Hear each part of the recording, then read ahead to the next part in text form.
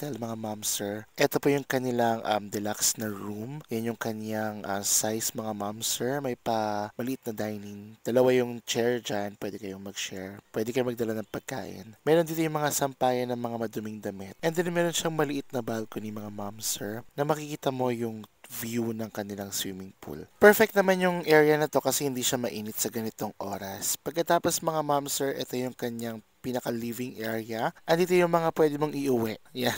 Meron pa toothbrush, may patubig. Ito naman yung banyo niya, mga ma'am sir. Isa lang sa mga hindi ko type yung yung kanila pong shower, mga ma'am sir. Medyo pabugso-bugso at saka parang hindi yung rain shower na malakas ang tawag dyan, burst. Overall, decent naman. Medyo masikip lang yung kwarto. Pero okay na rin for the price. Plus, in all fairness, maganda po yung service. Yun lang, mga ma'am sir. This is your Mark. Maraming salamat. Enjoy!